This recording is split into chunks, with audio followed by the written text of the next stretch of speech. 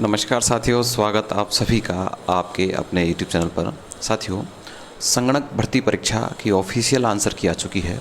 उस official answer की के आधार पर हम यह चर्चा करेंगे कि इस ऑफिशियल आंसर की को हम कैसे चैलेंज कर सकते हैं, कौन सी बुक्स का सहारा ले सकते हैं जिन प्रश्नों में हमें लगता है कि ये प्रश्न में ऑप्शंस गलत हैं या इसका आंसर गलत माना गया है। इसके लिए कौन कौन सी संदर्भ पुस्तकें हम ले सकते हैं, उन संदर्भ पुस्तकों का जो डेटा है वो हमें कैसे बोर्ड को देना है।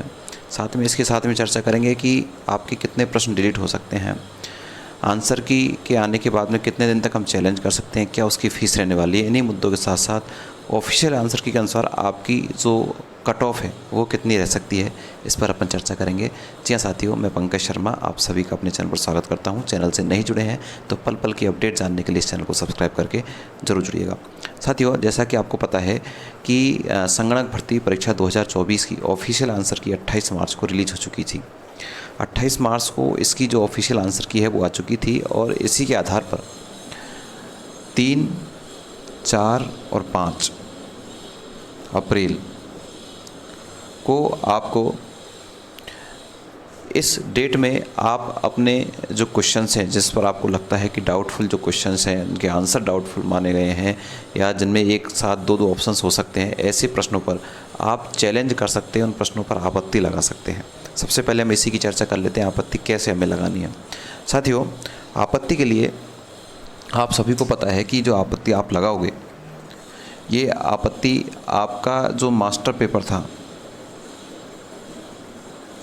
जो आपका मास्टर पेपर था, उस मास्टर पेपर के आधार पर ही आपको आंसर की जो आपने मिलाई है, उस मास्टर पेपर के आधार पर आपको क्या किया करना है, उसको चैलेंज करना है। इतना ही नहीं, इस मास्टर पेपर में जो आपके जो ऑप्शंस थे, जो आपके ऑप्शंस थे, उन ऑप्शंस को ध्यान में रख कर ही आपको अपने प्रश्नों पर क्या लगानी है, आपत्ति लगानी है। अगर आपने अपने इस प्रश्न से ऑप्शन से मिलान नहीं करके सीधा ही वो कार्य कर दिया तो आपकी जो फ़ीस है वो बेकार में जा सकती है।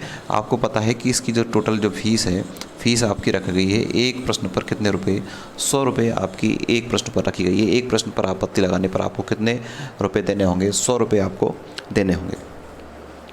इसके अलावा ये तो थी आपका ये सामान्य चर्चा, लेकिन इसके बाद मैं आपको बताऊं कि ये जो आप आपत्ति लगाएंगे, ये आपत्ति आपको कैसे लगानी है। तो ध्यान रखना, आपत्ति लगाने के लिए आपके पास कोई ऑथेंटिक बुक होनी चाहिए। क्या होनी चाहिए? Authentic book. आपको उस बुक को देखना है, साथ में आपको ऑनलाइन ही सारा काम करना है। ऑनलाइन ही आपको क्या देना है, बुक का नेम देना है। बुक नेम भी आपको बताना है कि इस बुक से हमने यह सोर्स लिया है, और उस बुक के नेम के साथ साथ बुक का जो राइटर है, बुक का जो राइटर है उस राइटर का भी आपको बताना है। और साथ साथ में बुक के राइटर के साथ साथ में उस बुक का कौन सा पेज नंबर है, कौन सा पेज नंबर है, उस पेज नंबर को भी आपको इंगित उसमें करना होगा। इस तरह के फॉर्मेट में आपको लगाना है। अर्थात आपको जिस प्रश्न में आपत्ति लगती है उस प्रश्न पर आपत्ति आप किस लिए लगा रहे हैं वो आपको बताना है। और इस पुस्तक में इसका आंसर यह दिया हुआ है, इस पेज नंबर पर दिया हुआ है। यह जो बुक है यह ऑथेंटिक बुक है और इसका राइटर ये है और इसका पेज नंबर ये है। इतना आपको डिटेल आपको आपत्ति के समय देनी होगी। ये आपको इस तरह से आप आपत्ति लगा सकते हैं। इसके अलावा मैं आपसे और चर्चा करूं कि कितने प्रश्न इसमें डिलीट होंगे या कितने प्रश्नों पर बोनस मिलेगा, उसका क्या जो है रेशो रहेगा वो देख लेते हैं। देखिए साथियों, कि मैं आपको बताऊं कि इसमें या तो प्रश्न आपका होगा डिलीट या आपको दिया जाएगा उसमें क्या, बोनस। दो तरह की स्थिति आपके सामने बनेगी, या तो प्रश्न होगा डिलीट या फिर क्या दिया जाएगा, बोनस। जब भी आपका जो प्रश्न डिलीट होता है, मान लीजिए आपके 3 प्रश्न या 4 प्रश्न डिलीट हो गए, तो डिलीट होने पर आपका जो 100, जैसे मान लीजिए 100 प्रश्न है तो 100 प्रश्न में से आपको ये 4 प्रश्न डिलीट करके, यानी 96 या 97 अंकों से जो आपके प्रश्न हैं उनके आधार पर ही आपकी मेरिट निर्धारित की जाएगी। इतना आपको ध्यान रखना है। एक ही प्रश्न में मान लीजिए 2 ऑप्शंस आ गए तो हो सकता है वो प्रश्न डिलीट भी हो सकता है, उसमें बोनस भी दिया जा सकता है।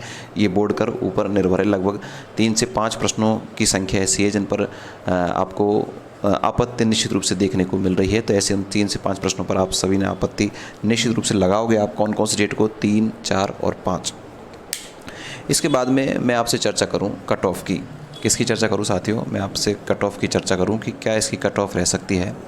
तो साथियों, मैं आपको बताऊं, कट ऑफ को अगर आप जानना चाहते हैं सही तरीके से, तो मैंने अपने चैनल पर कम्युनिटी पोस्ट डाली हुई है।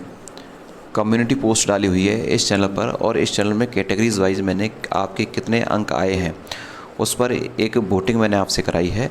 तो आप चैनल पर जाइएगा, चैनल पर आपको चैनल को सब्सक्राइब करके आपको जाना है कौन सी पोस्ट पर, कम्युनिटी पोस्ट पर जाना है, और कम्युनिटी पोस्ट पर वहाँ संगणक भर्ती परीक्षा में आपके कैटेगरीज वाइज आपके कितने कितने अंक आए हैं वहाँ आपको वोटिंग करनी है। और वोटिंग में आपको ध्यान रखना है, वोटिंग में सत्यता होनी चाहिए, आप किसी प्रकार की झूठ वहाँ नहीं बोलोगे। आपके जितने वास्तविकता में नंबर मूल आंसर की को मिलाने पर आए हैं वहाँ जाकर वोटिंग कीजिएगा। इसके आधार पर मैं कल या परसों आपको जो कट ऑफ है, इस कट ऑफ के बारे में अपन चर्चा करेंगे। अभी कट ऑफ की चर्चा करना बहुत जल्दबाजी होगी।